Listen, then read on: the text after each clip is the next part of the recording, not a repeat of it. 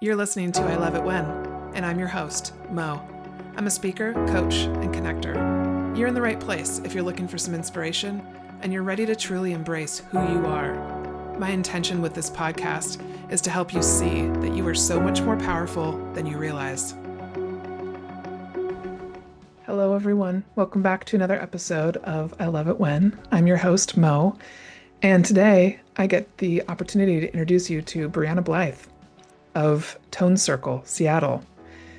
I met Briana at a metaphysical wellness fair in Mount Vernon, which, if you've been listening to this podcast, you've heard me mention the MeWe metaphysical wellness fairs often.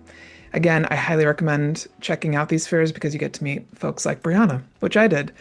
And I'm having Briana on the podcast today because speaking your truth is extremely important to me, and helping people learn different ways in which to speak their truth and how to release stuck energy from your chest, your lungs, your heart chakra, your throat chakra, different parts of your body is always top of mind for me. I also, just through my own experience in this life, have found that part of my journey is to speak, and it's never something I thought I would do. I was quiet. I always say I spent most of my life, the first 30 years of my life, really listening more than speaking. And I just felt this pressure in my chest to speak and speak and speak and speak. And so finally, when I started listening to that, that's when I really started to experience more healing. And so I'm a big believer in our voices and all the different ways in which we can use them. So she's a perfect fit to have on this podcast. So here's the 411 on Briana Blythe. Briana's mission is to reconnect human voices with human hearts, offering all people more access to deep listening and authentic expression of their innate inner wisdom. Before delving into the world of sound healing, Briana trained extensively in classical vocal performance and opera. After burnout and personal loss led her to pivot careers and go silent, it was vocal toning that ultimately healed her relationship with her voice. Through that process, she came to understand a fundamental truth. Your voice, free from fear, is the most potent energy tool you carry with you everywhere. She now leads transformational vocal workshops and sound experiences that guide others to release fear, shame, self-judgment, and limiting beliefs, keeping them from stepping into the full alchemical power of their voice to support their unique life journey. As founder of Tone Circle, Briana is committed to making this vocal empowerment accessible to all, creating welcoming, meditative spaces where people can return to their voices for greater calm, clarity, confidence, and collective harmony in everyday life. So in this episode, we talk about Briana's journey in classical vocal performance and opera, what led up to her burnout while she was studying all of this, how she started Tone Circle, and then I actually asked Briana to take us through a short exercise she calls inspired mantra. So the purpose of this exercise is to identify a fear that you have, what the desire is behind that fear, and then you create a mantra to basically counter the fear. So y'all will get to hear me hum and sing a little bit, which totally makes me sweat, which I definitely shared on the podcast. So I am so excited for you all to experience this. There goes my video again. Please grab a piece of paper and a pen so that you can go through this exercise with us. I highly recommend doing that. Enjoy. Hey, everybody. Welcome back to another episode of I Love It When. I am so excited today to introduce you all to Briana Blythe. Oh my God, I just realized I should have asked, am I going to pronounce your last name correctly? Blythe? Yes, that's right. Okay. This happens nearly every episode. So for people that are listening, they're like, Margaret, why do you do this every single time? Listen, I just do it. Briana Blythe. hmm She Blythe, is you the got it. founder of Tone Circle. Briana, thank you so much for being on the podcast today. So glad to be here. Thank you for having me. Absolutely. I've been excited about this. Oh my goodness. And obviously, Spirit is too. And for those of you that are watching and listening, this has been happening now for a while where my video that is on the top of my computer, it tends to go out whenever I'm talking to someone who's highly in touch with spirit. And so that has been happening since I got on here with Briana, basically. Okay, well, why don't you start by telling us a little bit about who you are and what you do? I'm the founder of Tone Circle, as you mentioned. Thank you so much. And I am focused on vocal empowerment of all people. I'm a former opera singer and classical musician, and moved into the marketing communication space, and then Mm. finally found my voice again through vocal toning. And it's been this truly miraculous journey of marrying my love of music with my love of meditation to Mm. create Seattle's premier singing meditation. And I'm glad to be here. Thank you so much. Oh, thank you so much for Thank being you. here. I'm so excited to talk about all things vocal, toning, and sound today, because it's something we haven't really explored yet on my podcast with a guest. And Mm, so I think this is going to be really mhm. inspiring for people because the Yes, voice is so powerful. Um, yes, could you very, start very. by sharing a little bit about your journey of how you got into singing opera? Like, what Oh my brought you to goodness. that? Yeah, well, I started singing really early. Some of my earliest memories are of singing, dancing, and I was blessed with a mother who was a local musician. She was a classical singer herself, in the local church circuit, and she was a paid section leader and a professional pianist. And Mm, she taught me some of my earliest voice lessons. I remember that. So we had this really close relationship where we would sing and play together, in all sorts of places and churches and things like that. And she was the one who introduced me to my first voice teacher in New York City. And he's no longer with us, but I still use some of his tremendous technique that he would teach. And shortly thereafter, I really loved theater. I loved musical theater. And in working with this teacher, he he saw opera in me. He saw a larger voice and really encouraged me to explore moving into the opera world.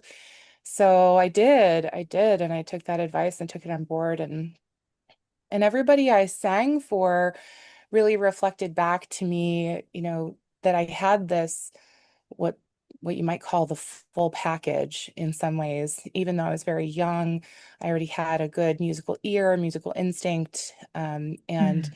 kind of a rarefied voice in terms of size and timbre at that time. And How old were you? I was 15, 16 when I Wow. started. Yeah. Okay. And 15, I think it was.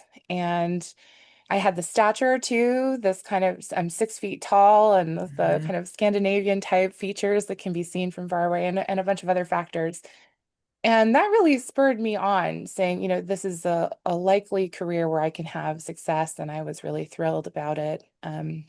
And as I got into it, it was interesting that it became, I mean, there was just so many wonderful things that I did, but it became this pressure to perform almost for the validation of it, Mm, that there was a lot of, I think, internal turmoil that I went through with all of that. And yeah, it ultimately became a very um, kind of performance driven, lots and lots of effort for very little payoff in some ways. And it wasn't truly heart connected for me. mm, So it's interesting to kind of walk through that experience. And there were some things I loved about it. There's some really magical moments. I had a great time singing, and I've always, oh my gosh, always improvised and enjoy myself when oh gosh, if there's any drone sound in the room, like the vacuum cleaner or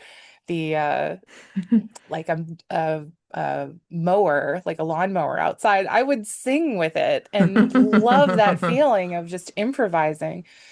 So there are some things like that that I really loved about it, and yeah, that was probably how I got into it, and I really did enjoy it for quite some time until the pressure really mounted.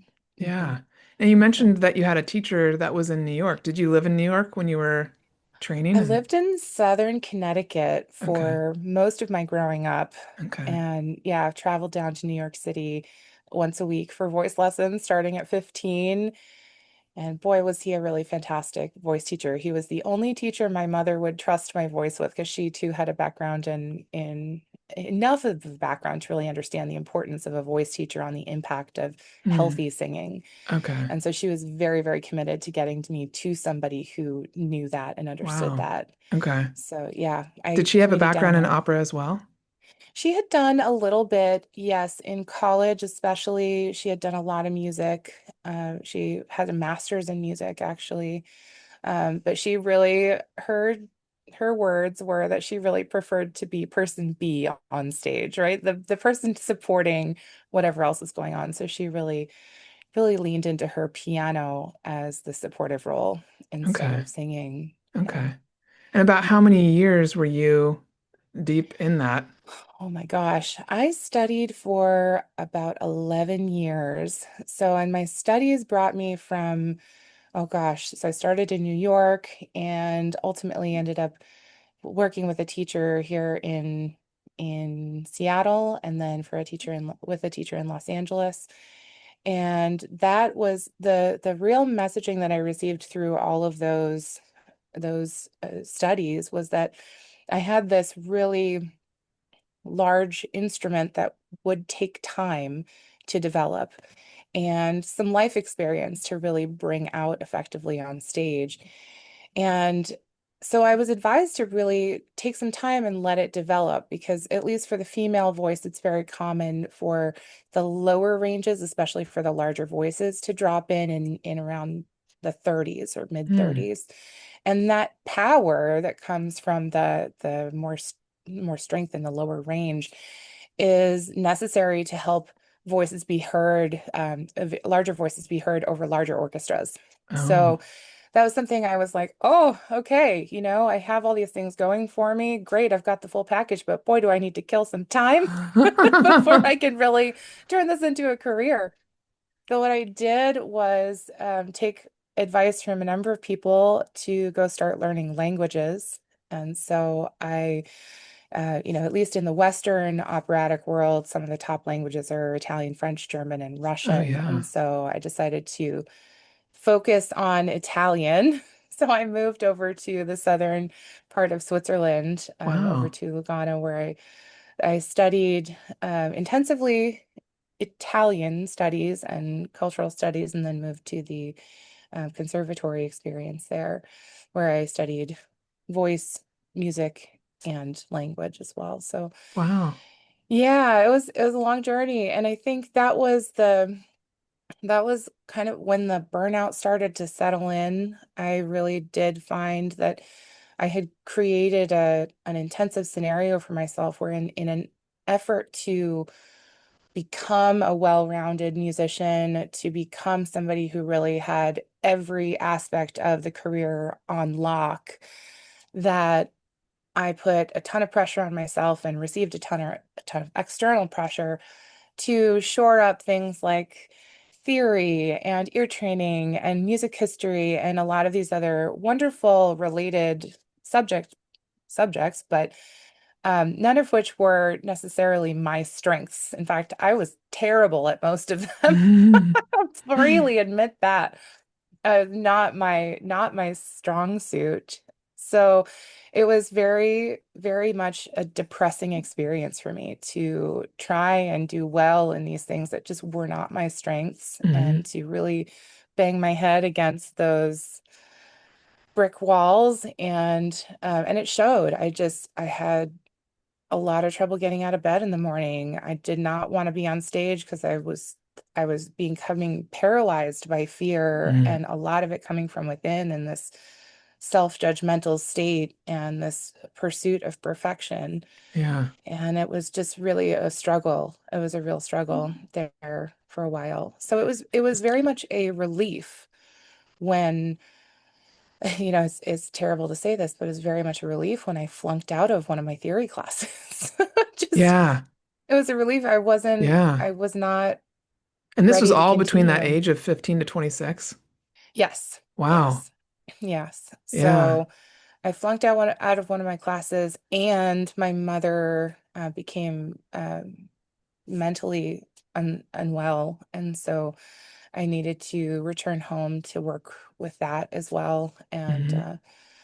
And so it was a difficult period of time. It was a sort of, I don't know what I'm doing kind of moment. It was a Hmm. major, major floundering moment. And my mother's mental illness did not help because she and I were so close. Hmm.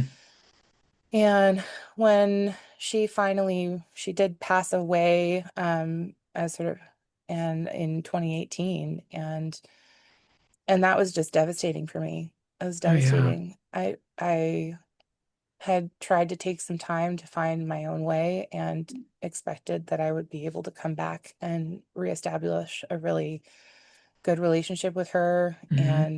and she just wasn't there anymore.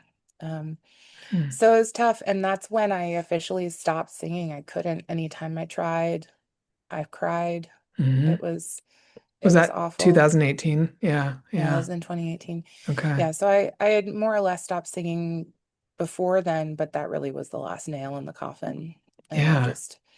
I doubled down on my career in marketing communications and learned some tremendous things, had a wonderful time. I sort of funneled my vocal Mm. expression into writing, Mm-hmm. Mm-hmm. editing, and all of that, Mm-hmm. which it absolutely is an application of voice. Mm-hmm. Right? There are many applications. So in that way, I was still using my voice, but Mm-hmm. not actively singing in any way. So, oh, there it goes That was again. my video again. Hello, spirit. Too funny because I was literally going to ask you, remind me of what your mom's name is because I know when we met for coffee, you'd shared it with Oh, me. hi, Mom. Yeah, this is her saying hi. Yeah, it's Lori Blythe is her Lori name. Blythe. Hi, Yeah, Lori. she's hi, Lori. So She is glad to very see you happy here that you're today. doing this. By the way, I pulled a card before we hopped on here to record from my favorite Uh-huh. deck, which is this, I don't know if you've ever seen it, the Energy Oracle deck. Oh, it's It's so good. It's so beautiful. good. Oh, I And the love cards are it. always like amazing. And the one that came out was for the second chakra with Archangel Ariel, all about creativity and Mm, passion and everything that we're talking about today, basically. Um, wonderful.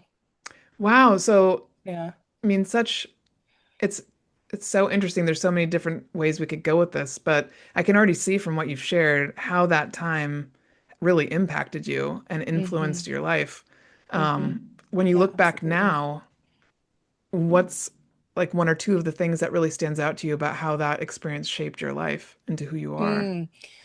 Well, there's more than one or two. In fact, when I found vocal toning, my entire life made sense. So the narrative around it has shifted greatly in terms of its significance for me over Okay. the time that happened. I mean, there's so much I could say here, but I think the largest lesson in it for me was that I needed to go do things on the stage. I needed to experience what it was like to be fully empowered, supported, and praised for being vocally expressive Mm, in that career. I needed to know what it was like to be on the sort of elite athlete. It's like opera singers are very much equivalent to ballet dancers or elite athletes, right? In singing, they're so highly trained. So I needed to go do that for the experience of what it's like to be on that side of things and to understand a lot of the volatility and emotional volatility that's there, um, and extremes on that side of things as well, in terms of lifestyle, in terms of how the singing practice can be something we're using for validation and can be used for sort of feeding our egos and that kind of thing as well too.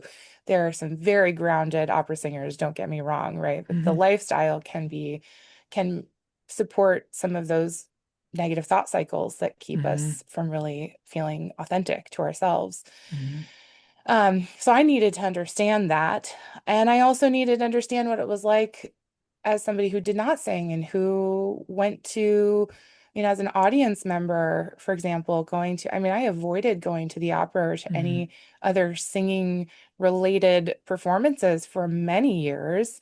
I love them now, but it was very difficult for me to sit in the audience and witness other people using their voices in such an extraordinary way and to feel so disempowered about my own. hmm And I know that I'm not the only person who sits in an audience or if sat in an audience like that who felt that way. hmm So in some ways, there's this great divide that we've created between those we see as qualified to use their voices in an expressive art form hmm and others who are not.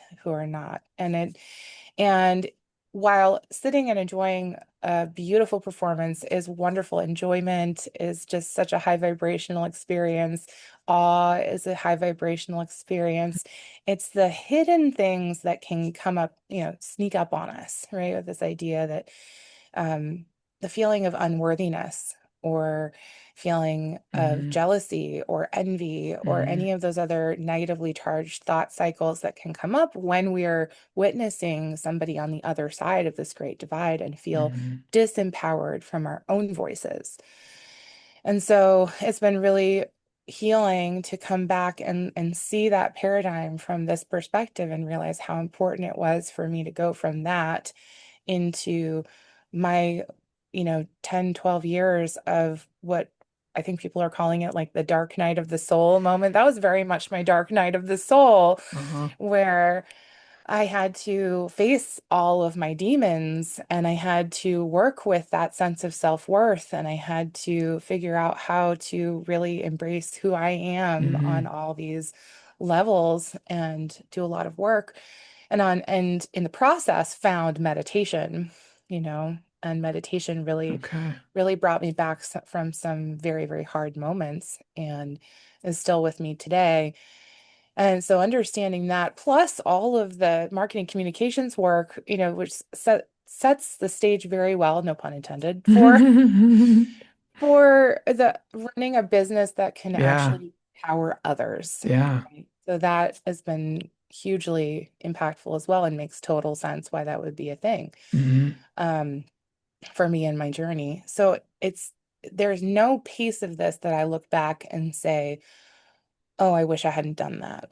Oh, I wish I Okay. hadn't gone through that. I have Yeah. zero regrets because had I not gone through Mm-hmm. all of it, I would not have the perspective, skills, and service mindset that I have today. Mm-hmm. So Mm-hmm. it's a huge um, amount of gratitude that I have for everything that I've been through, Mm-hmm. if that makes Mm-hmm. sense. Because Absolutely. Yeah. now we're in a space of breaking down those barriers where the ideal that I see and I feel in my heart is this sense of, yes, let's continue these performances. Yes, let's continue to have people who want to be athletes on stage and those who continue to witness them with gratitude and awe and enjoyment. Mm-hmm.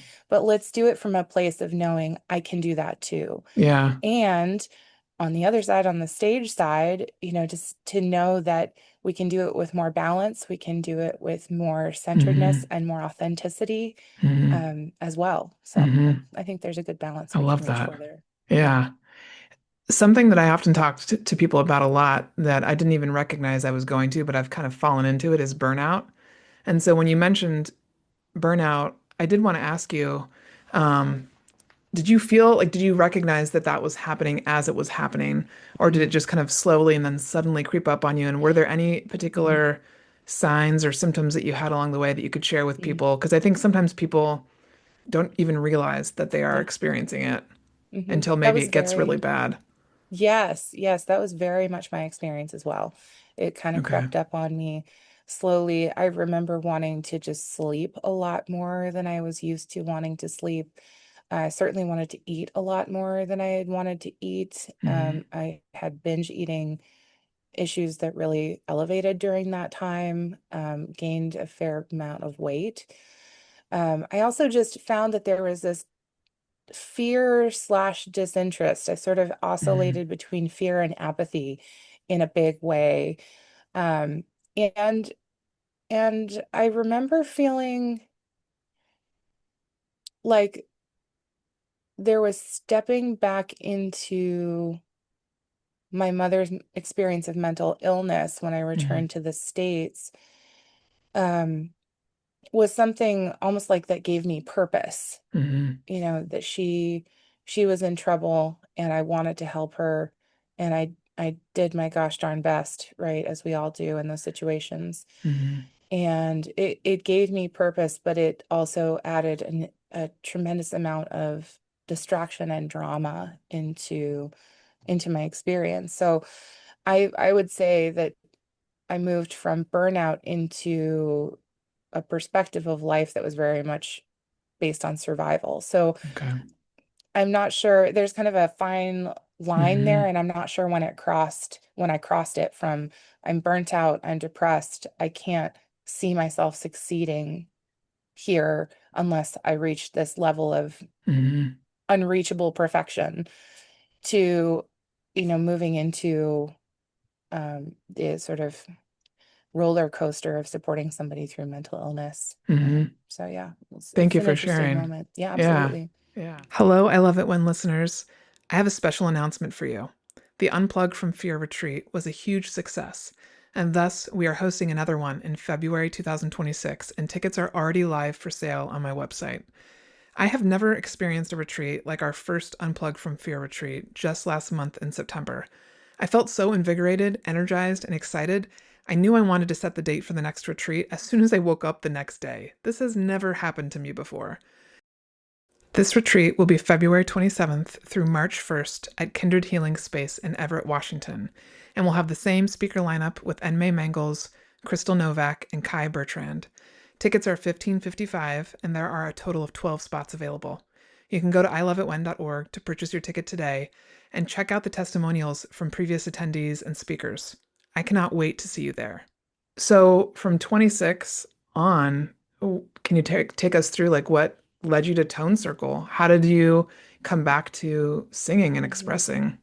Yes, absolutely. So, as I mentioned, I went into marketing communications and I started with some website design and decided I really enjoyed the writing part of it. So, Mhm. I became a copywriter, which led to copywriting and editing and really a myriad of marketing activities. And I had a great time with fiddling around with graphic design and all of that along the way too.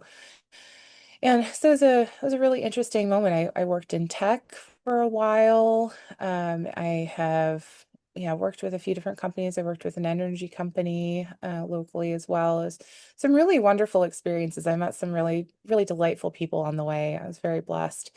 And I did get married during that time too. I was married in 2013. And that was lovely. And we, I guess from there, the biggest pivotal point for me was really an injury at that point. So I mentioned my mother passed away and I stopped singing, but the pivotal point in returning to my voice was very much when I hurt my back.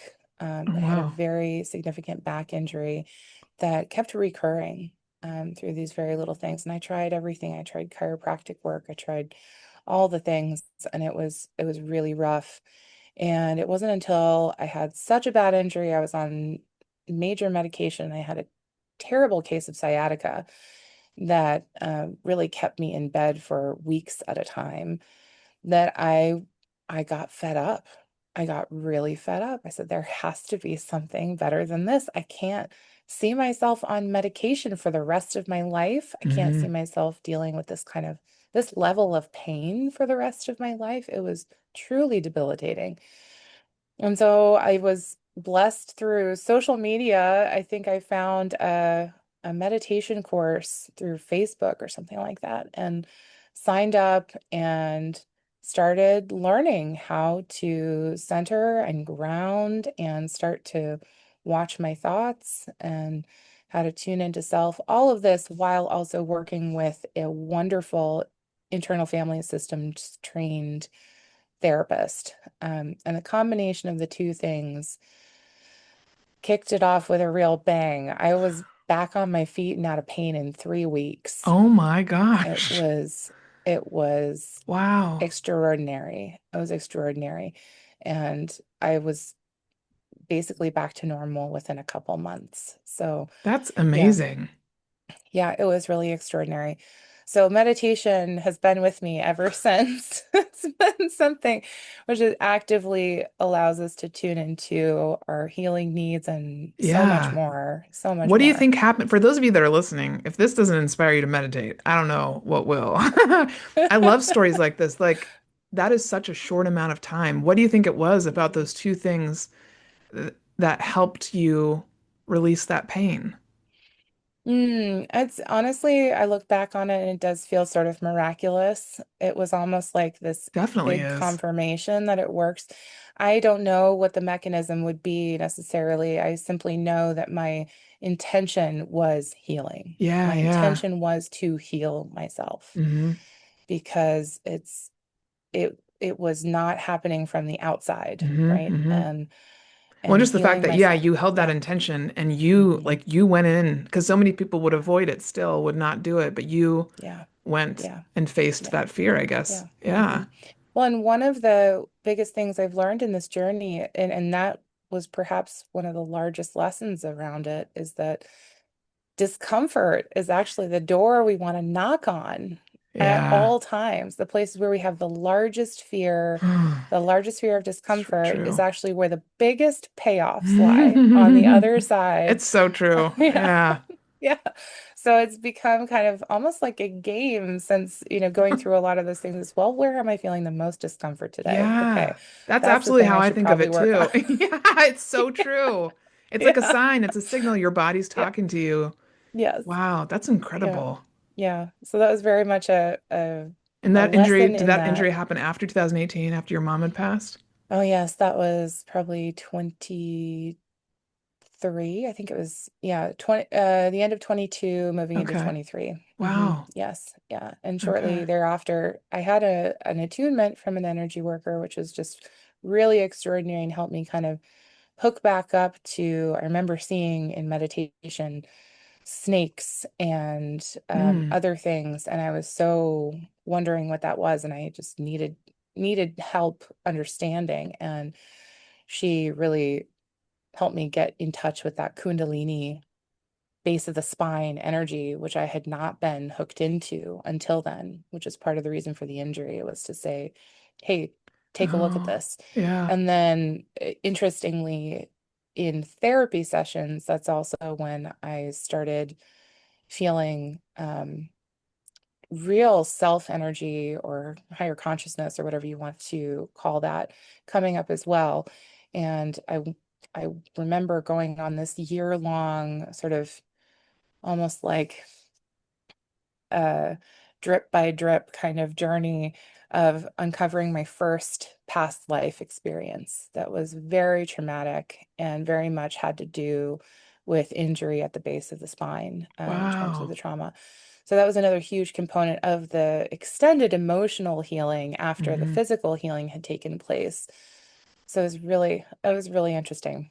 Wow. It was hard work, and I'm glad I was Mhm. given a little bit at a time.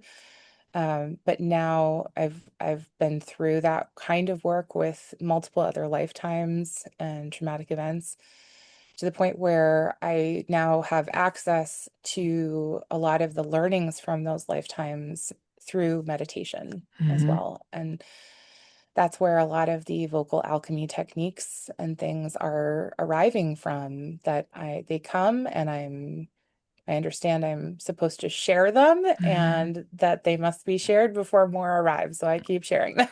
Yes. How Yeah. cool.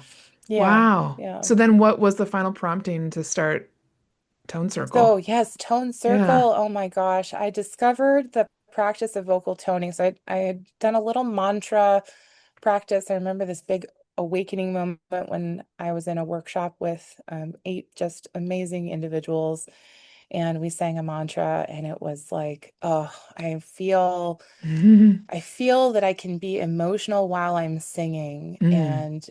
and it can be okay. And that was a message that really came through the opera singing, is that, don't be emotional while you sing, because you won't be able to sing. And it is Wow. true, you Yeah. cannot sing an opera As you're aria crying. while you're crying, right? I'll give that, the mechanism just doesn't work. Uh-huh.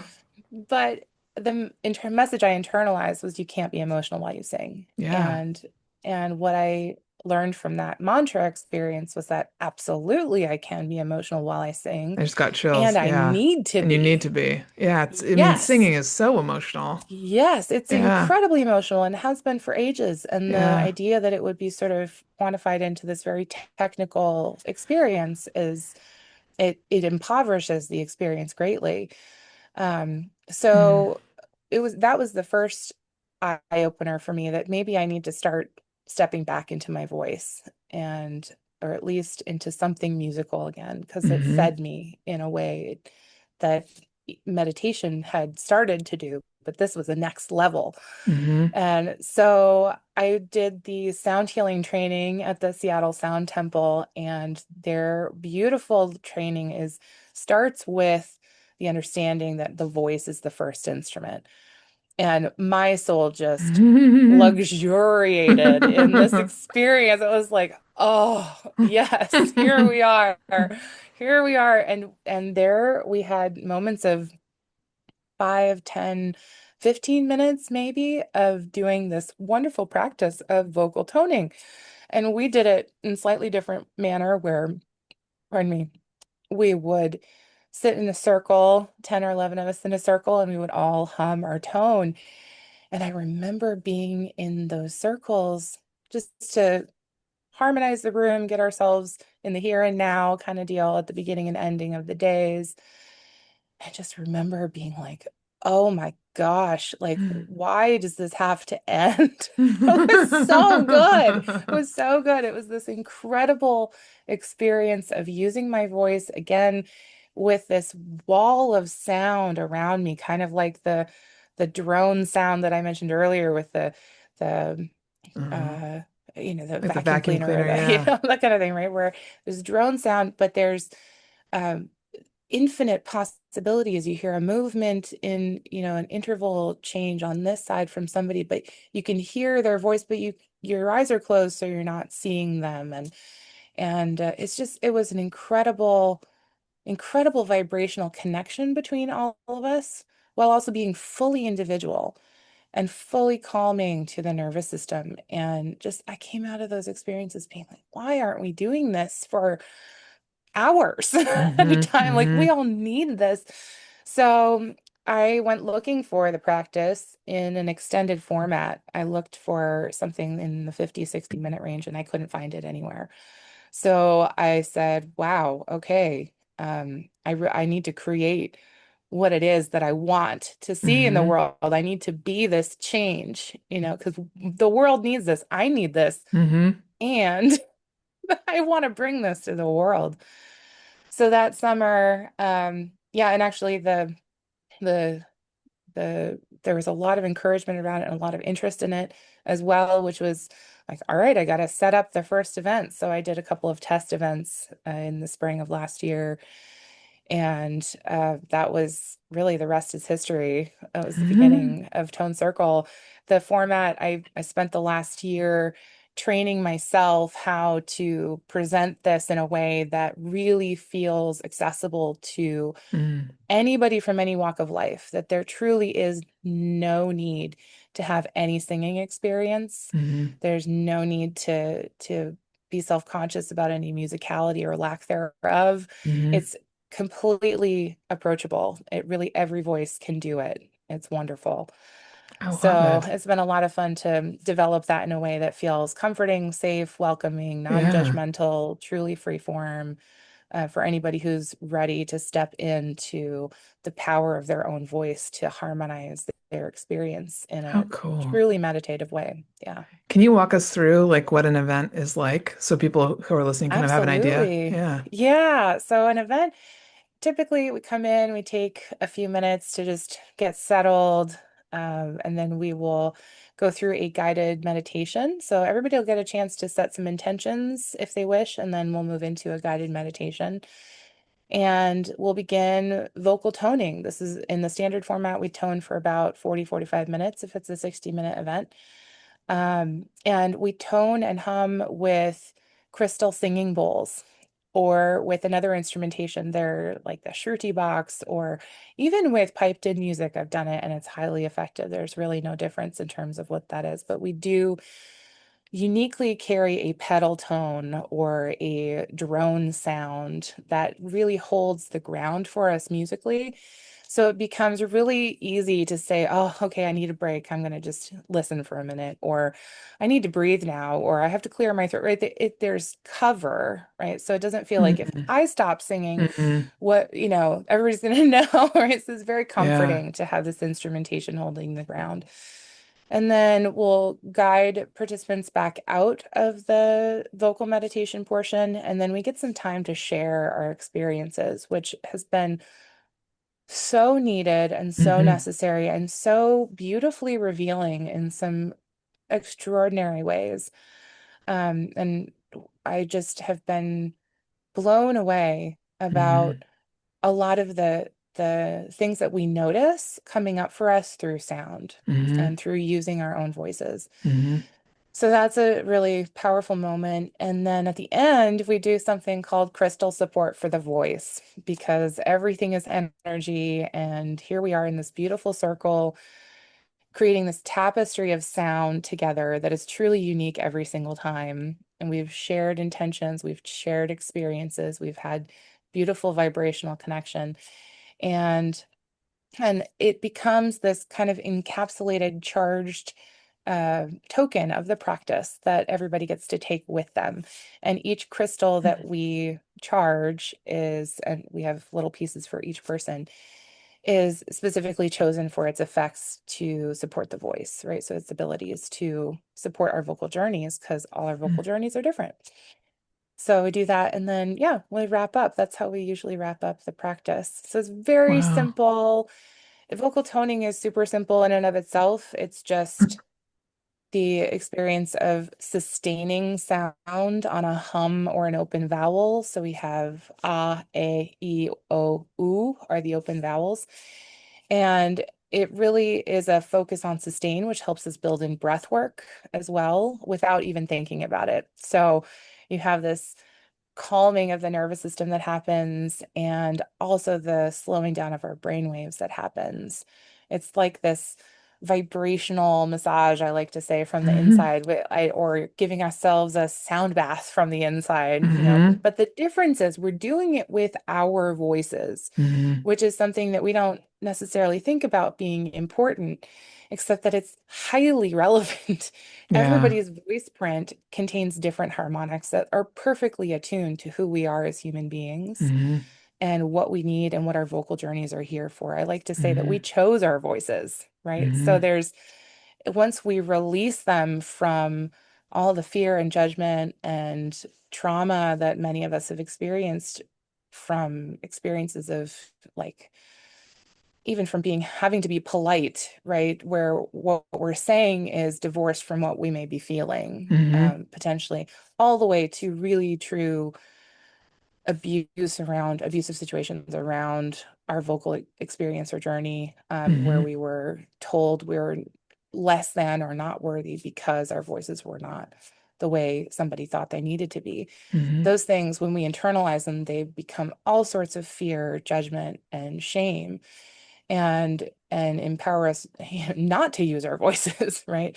So Tone Circle is really here to do the opposite, to help us release all of that mismessaging, all of that Hmm. erroneous messaging around our voices, all of that fear, all of that shame, and step back into one of the most powerful energy tools that we have at our disposal at all Hmm. times. Hmm. And it's free. Hmm. Yeah. I Yeah. love that you make time for people to share kind of their experiences because I have found no matter what class I'm teaching, when I give people the chance to share something, the coolest things always come up and come out. And I even just this last week was teaching something and I said, I've really come to recognize that sometimes I'll just go up to my partner Tom and say, "Hey, I just need to voice this." Because what I found, what we've both found, is that when we voice something, even if we don't know why we're having this feeling, it releases it. And sometimes it's just gone and there's nothing else we have to do about it. We just have to say that thing, whatever it was. And so I don't think people realize that sharing and just saying out loud something that came up for you during a meditation or toning like that can be hugely healing. Absolutely. Yeah. Absolutely. Healing in so many ways. To be heard is incredibly healing. Hmm. Absolutely. And from singing meditations, we've noticed some incredible things as well. Like people, just some examples. Many of us hear colors. This is like That's so see cool. colors as we're hearing music or hearing toning. It's not uncommon. In fact, I'm starting to think that it's a superpower. It's a superpower that we do Yeah. have. The other thing I've noticed when people have all sorts of visionary experiences and Mm. profound spiritual transformational experiences, Hmm. um, it's this multi-sensory meditation that really keeps our brains in alignment too, which I think is also really interesting, as opposed to memorizing a chant or a mantra and kind of fighting to keep our brain in the present moment. Vocal toning is free form and means that we're constantly asking ourselves, what do I want to sing next? What do Mm. I want? What vowel do I want to choose? There's this active Hmm. participant. Our brain is an active participant, and that keeps us squarely in the moment, right? And Hmm. keeps us aligned with this heart center experience of desire. What is our heart's desire? Hmm. And when we're all living in our hearts like that, I mean, extraordinary things happen when we do that for ourselves, but I've Hmm. noticed extraordinary things happen when we're in community doing that as well. Hmm. Hmm. That I will have multiple people in circles say, somebody will say, "Oh, I felt this or I saw this." And somebody across the circle will say, "Oh my God, so did I." I love that. And we'll Yeah. have multiple people having even similar experiences, but perhaps from a different perspective or with a little Yeah. different vent. But the information sharing that happens through Hmm. vibration alone, Hmm. like sublingually, Hmm. has just blown my mind. It's beautiful, and it really makes me feel like we're moving into the age of telepathy being a Uh-huh. thing. Absolutely. This Yeah. very much reminds me of when I had my small group coaching and I was working with 3 or 4 women at a time who are all CEOs and business owners. I started having them do this group meditation that I really loved on Insight Timer, where we were taken through a visualization to get a message from a spirit guide. So I just had them start doing it all together with the intention each time focusing on a different person in the group. So let's get a message for Jennifer or whoever it might be. And just like what you just described, what ended up happening is we would all get a different message, but it'd be about one topic. Like we all started to see how, even to the point of where, oh my gosh, 2 of us got visions for a girl of a cabin in the woods, and we described it, and she had just put an offer on that cabin the day before, hadn't told us anything about it. But Whoa. the stuff that you start to tap Whoa. into, it starts Yes. to, I think, really teach us how connected we all are. Yeah. So what you just described, oh my God, I love that. It's so Um, true. We really do get to tap into this unity consciousness yes. I experience. was gonna have you Absolutely. do the inspired mantra thing at the end, but I feel led to have us do it now since you just talked about like Sure. what the experience is like in the group. Hmm. Hello, I love Yeah. it when listeners.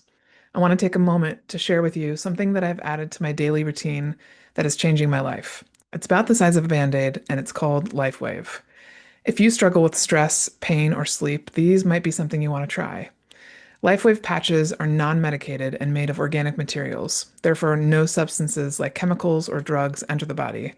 And using your own body heat and light, the patch reflects your own light back into your body and can improve skin appearance and confidence, enhance sports performance, improve mental clarity, help you to relax, improve your sleep, better manage stress, support a healthy cardiovascular system, and more. I'm personally using them right now to heal the varicose veins in my legs, which have gotten progressively worse in the last 10 years. You wear them for 12 hours on, 12 hours off. I put one on when I get up in the morning and then I take it off right before I go to bed.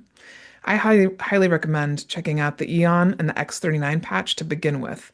The X39 patch is the world's first and only patented technology that uses a phototherapy system to improve strength and stamina without drugs or stimulants. The other thing I really appreciate about LifeWave is that they've made it very accessible. You can get started for as low as $100 a month and see the impact on your health. LifeWave has been around since 2004 and has over 200 patents as of March 2025. If you're curious about how this technology could help you, check out the link in my show notes or on my website and reach out with any questions. I have also officially started a team, so if you're interested in selling these patches as a part of my team, I'd love to connect with you about it. Yes, absolutely. Yeah, one of the things that's really common when we start vocal toning, which is very much my experience, and it seems to be very common across the board, is that we get started singing or toning and some stuff comes up immediately for us. Hmm. So, fear-based things, questions, self-judgment, um, concerns, worries, all these kinds of things come up really quickly. And so, one of the techniques that dropped in through my own meditation on this was something I've been calling inspired mantra. And it's a method to help us drop the fear, get back into our heart's desire, and to magnetize more of what we prefer by participating in full alignment in the law of attraction that we embody. What we embody, we attract more of, right? So if we're able to shift our emotional state and our vibrational state into desire and possibility and the thing being true, now we're able to more effectively magnetize that to ourselves. So this is a wonderful technique to start working on that. It's very Hmm. practical. I love that. Hmm. Do you have something to write on I do. nearby? Oh, I'm Either. prepared. Yeah. Okay, fantastic. I love to guide people to have something to write on so that you don't have to assimilate all of it all at once. Okay. So what we'll do is we can just hum or tone for a minute or so. It doesn't have to be any particular length of time, but just allow yourself to feel your voice and just keep humming or toning until that first negatively charged thought shows up for you. Okay. And and when it does, go ahead and stop toning and jot it down. Okay. And then we can move into the next step. Yeah. Okay, cool. Okay. Thank So you. I just invite you to close your eyes for a moment. Let's take a breath here. Just finding the ground, whatever's supporting us. Moving to the sound of the breath.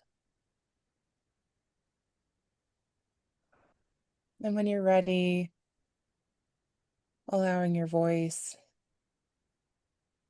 to emanate from you in a hum or a tone. Mm. Mm.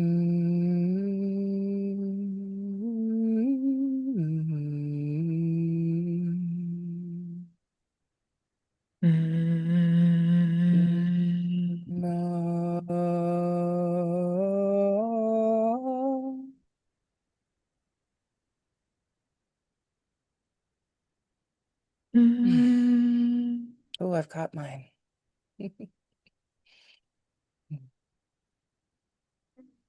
Yeah. Yeah. Okay. Yeah, like three came in.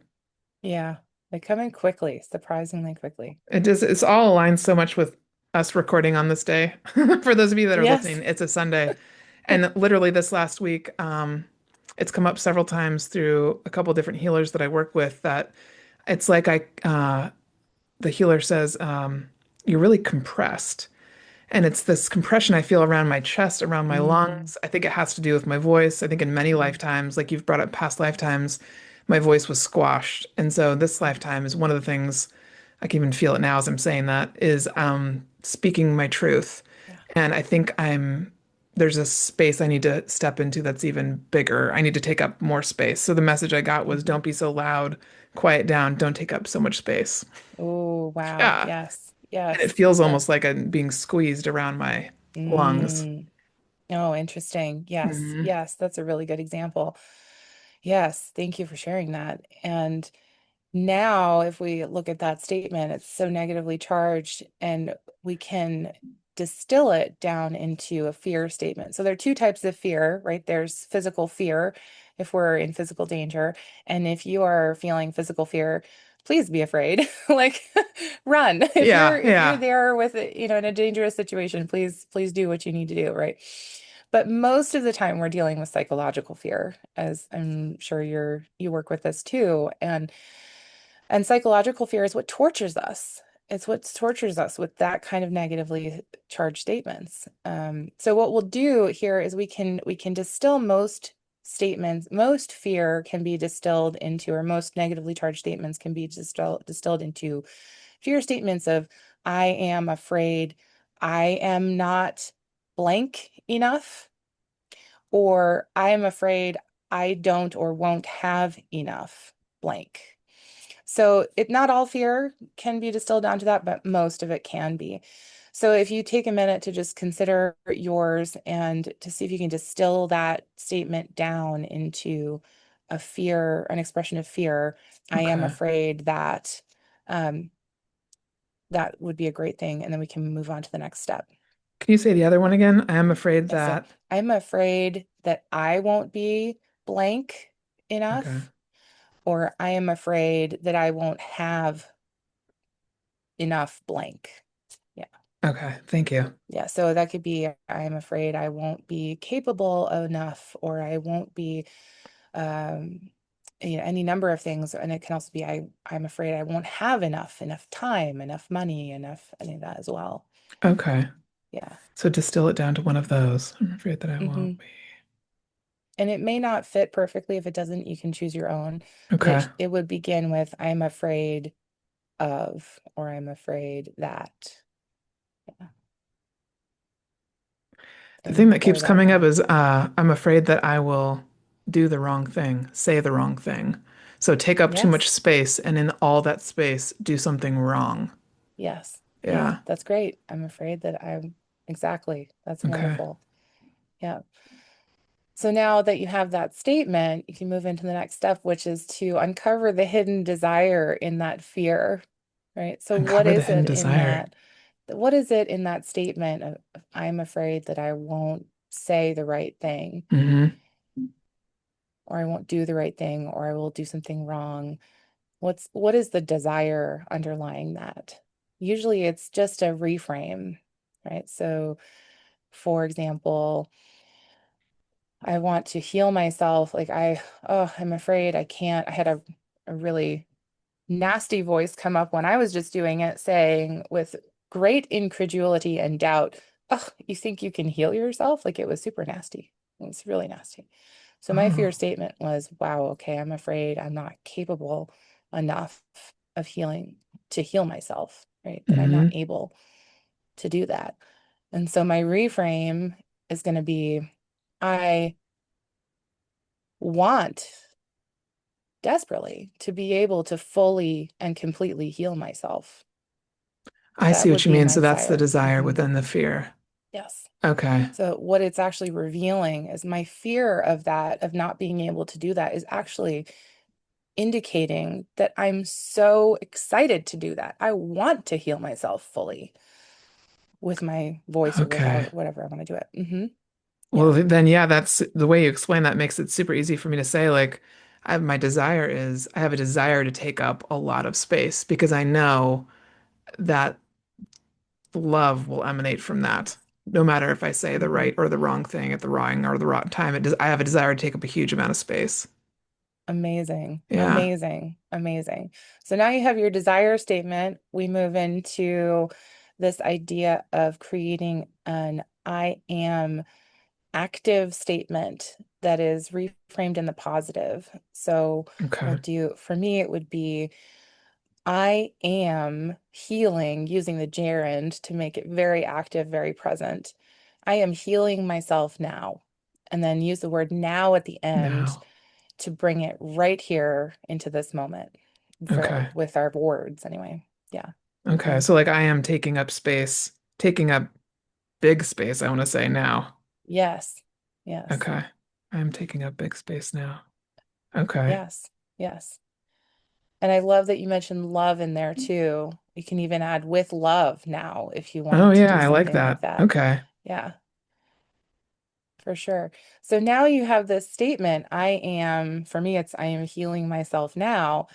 And what I love about this is essentially an affirmation. And we move into then an action stage. So we all know that to change our lives, we typically have to take some sort of an action, right? Mm-hmm. But a lot of times we define that action as something that's like, go send that email or make that call or write that thing or whatever Mm-hmm. it is the action that needs to happen. Mm-hmm. And those are big actions. What I've learned is that those are big actions, Yeah, right? true.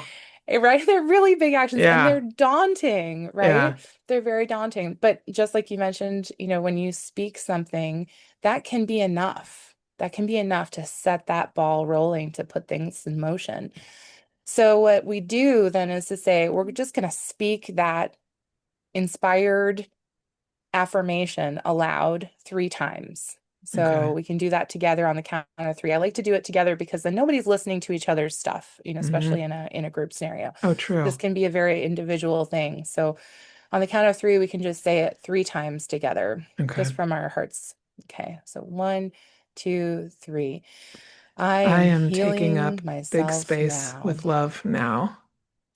I I am am taking up healing big myself space with now. love now. I I am am taking up healing big myself space with love now. now. Beautiful, beautiful. So then now we can take that one step further and add an additional action, which is to sing it. We get to Oh, intone this. okay. So I will gonna do it 5 times because there's some significance around the number five Okay. with this, but we're gonna do it 5 times and we're gonna sing it. And Spirit likes this too, apparently. So we're gonna sing this, we're gonna intone it like a Okay. mantra, but it's gonna be totally free form. You can do it on a single tone, you can do it on a melody that you play with, you can do it however makes sense to you that feels inspired. Okay. And I invite you in each time to find potentially a different emphasis on a Okay. syllable that works for you, just to kind of This help totally keep our makes my minds hands engaged. sweat, just so you know. Oh I'm no, sweating. it's okay. I'll do an example and then we can do it together. There really is Okay. no, Now yeah, this just totally shows me fine. this is really good for me. Good. You can do it. You can do it. That's great. So I'll do the example. So I am healing myself now. I Okay. am healing myself now. I am healing myself now. So I did it 3 times, but we'll do it together.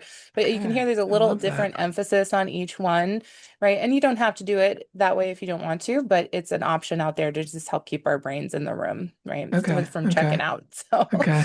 okay.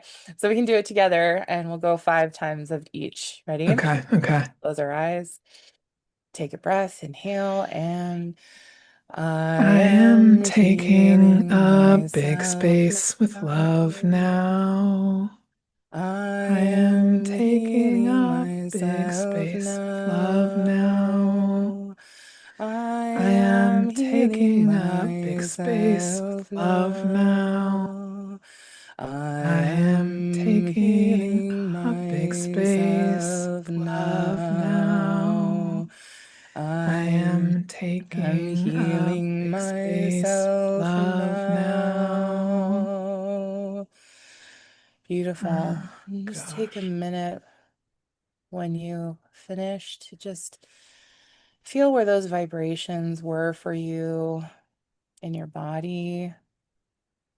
I'll feel it in my chest, in my stomach, in my back, behind my back of my neck, my shoulders. Just allow that vibration to fill your whole body, to just follow it with your mind's eye, all the way down to your toes, up to the crown. And now to see it just filling up our biofields, just allowing that vibration to charge our electromagnetic fields with this present inspired mantra, allowing it to transmute every speck of fear,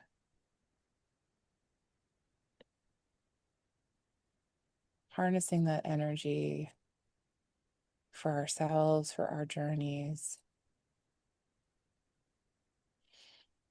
And allowing it to shift who we are into this new vibrational state, knowing that all that is in alignment with this, our mantra, is on its way to us now. And hands at heart center or together at heart center, we can take a moment, just gently open our eyes, find our way back into the room. And I like to offer namaste or sat nam at the end of our practice. Thank you so much. Thank you for Oh, doing that with thank you me. for like taking us on that journey. I hope if you're listening, you guys did that along with us, or you go back and do it because I can feel it. I actually feel less pressure on my heart. It feels like I sometimes refer like when my partner touches my chest here, it's like he's like I can feel it on my heart chakra. I don't know any other way to say Mm, it. And it feels like some of that pressure released. And then I also feel more connected from my heart to my throat mm, now. I can mhm, feel energy flowing through there. mhm. That was Yes, lovely. Thank yes. you. Well, you're very welcome. Yeah, My so that's gosh. a lovely technique, and I love how it easily can be pulled into the vocal toning practice itself Hmm. by simply removing the consonants from that. So it also gives us a framework, a Oh. safety, sort of a safety net to move into the improvised vocal toning, which is totally free form.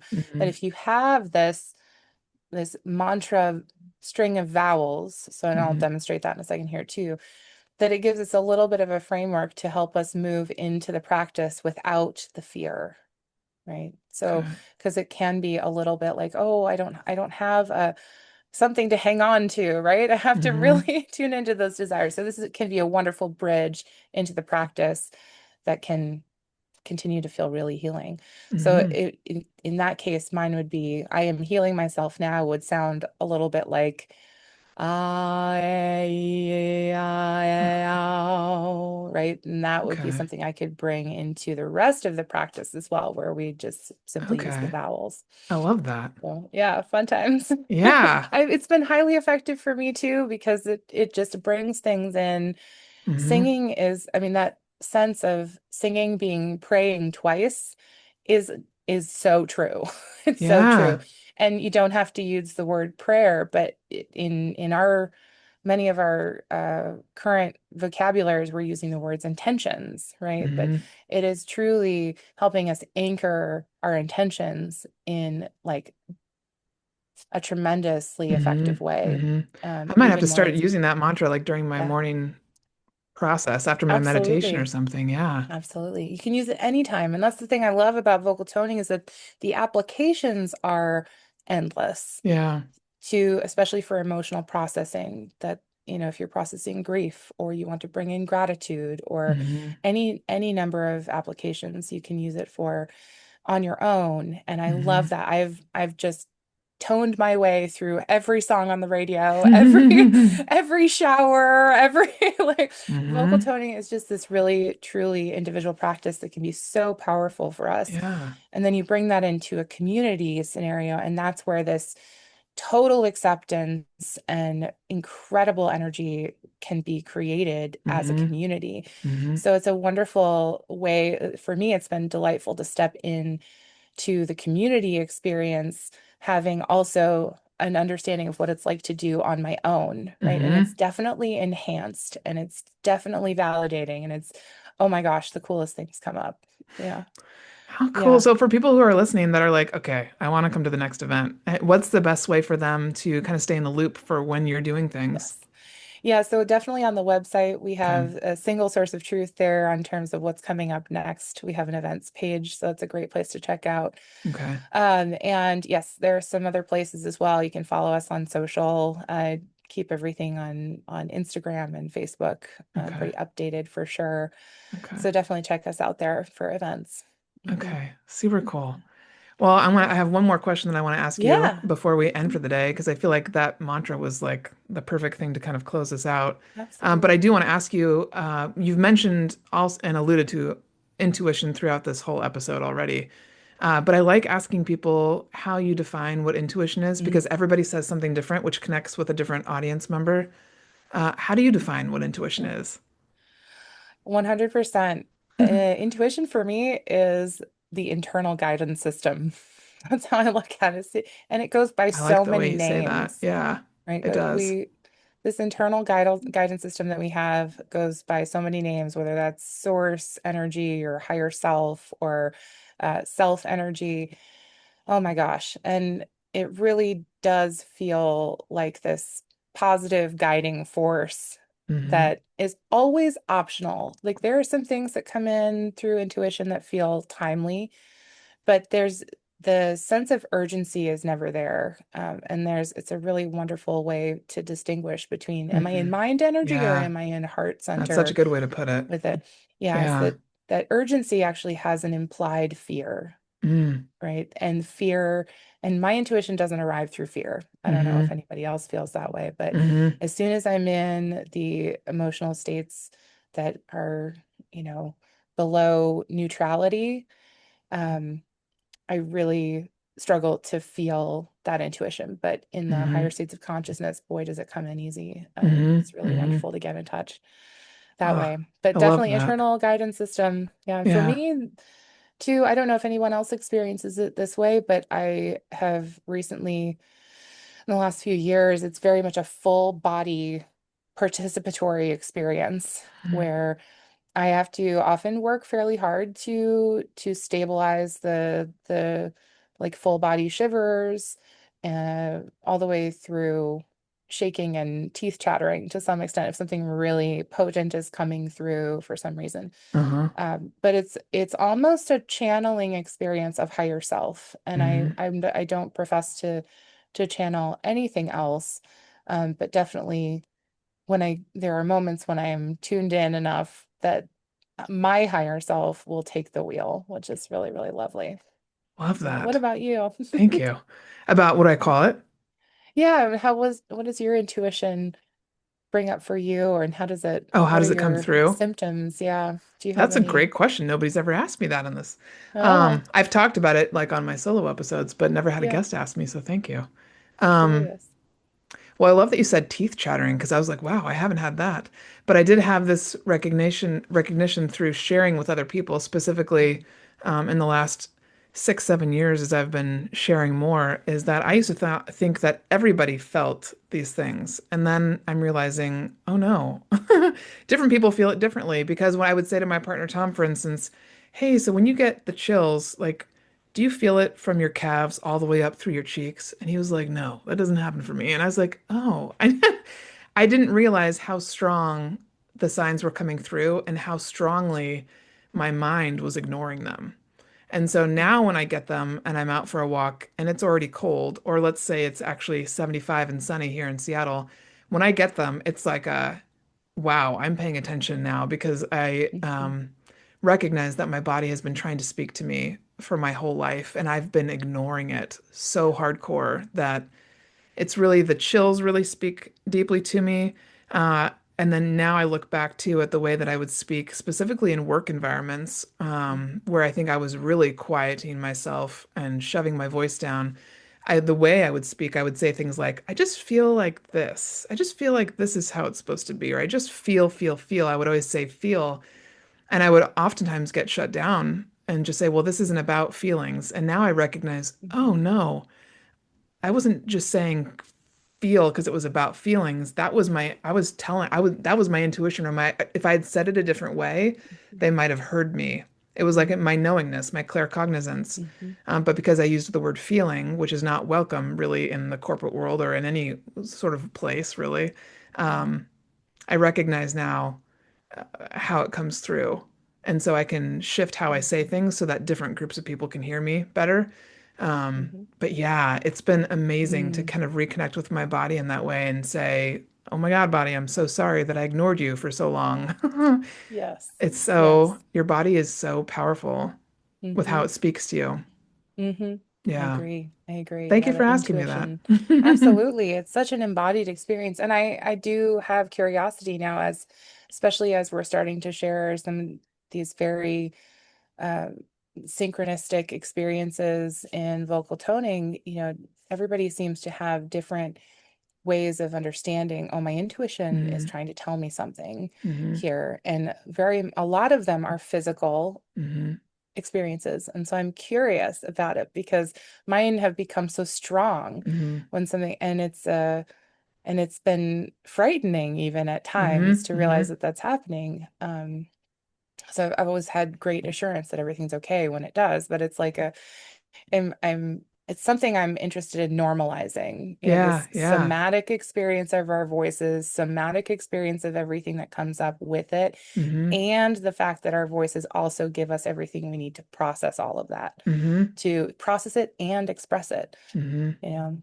And I Totally. think that's maybe my biggest dream for the world is that we have the ability to speak directly from our hearts at all Hmm. times Hmm. because we need that now more than ever in Hmm. our world.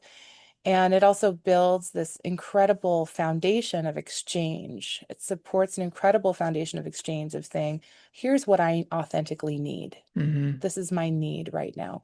I can express that and hopefully receive what I need in Mm-hmm. return. Mm-hmm. It also gives us the incredible power of sharing our best gifts, to saying, Mm-hmm. this is what I offer, this is how I show up with service. And for us then to begin to find each other in Mm-hmm. this new paradigm of authentic exchange. And it really lends itself well to sort of building our society from the ground up in an authentic way Mm-hmm. that begins with authentic exchange, where Mm-hmm. people are really truly hooked into how they feel, like you said. That's so important, and be able to Mm-hmm. share that. So Mm-hmm. I'm really want to have Tone Circle make a significant contribution to the people being able to express themselves authentically Mm-hmm. and with confidence. I love it. Yeah. Well, you kind of answered Yeah. my last question too, which was, I love this. What's your current I love it when for the world or for yourself right Oh, now? okay. I love it when I step out my front door now and I go for walks and the whole world sings back. That's this extraordinary feeling of knowing and understanding the power of my voice and being able to deeply listen within has opened up this incredible experience of life where everything is more vibrant. Everything has a voice. Everything wants to speak to us. Everything wants to share its beingness with us in this sense of connection and unity Mm-hmm. consciousness and collective consciousness. And that is probably one of the most amazing things to me now as I do this work, that I walk out my front door and the whole world feels like love and it feels like I'm being supported. Mm-hmm. And I wish that everybody can feel that. That's Mm-hmm. my wish for Mm-hmm. sure. And Beautiful. that is the most, perhaps that is what is in mind now for me when I love it when people come to me and Mm-hmm. say, "Oh, I didn't think I could do this," or "You want me to do what? You want me to sit here and say, no, I'm just going to listen," like all this stuff, which is totally fine, right? Yeah. Everybody is welcome. There's no pressure, which is Yeah. something I love about this practice. But I love it when people come to me afterwards and say, I got the courage to like try a low hum and and it was good. And the funny thing is I could hear them toning with the whole rest of the group the whole time. It's just amazing like to watch people build Oh, confidence and how yeah. instantly that happens and how good it feels to have Mm-hmm. listened to myself and to expressed it and to not have received any judgment. On the contrary, to have received all this welcoming sense of Mm-hmm. love from the people around us. It's this microcosmic experience of what's available to us on a macrocosmic level Mm-hmm. as humans here on Earth. Mm-hmm. So I'm very excited, and I love that when all of it, it's just amazing. Oh, cool. Well, thank you so much for spending time with us for today and to take us through this exercise was phenomenal for me and I Thank know for you. all the Thank you. listeners. So thank you for taking the Great. time. Thank you so much for having me. This was wonderful fun. Okay, Always a good. pleasure. Yay.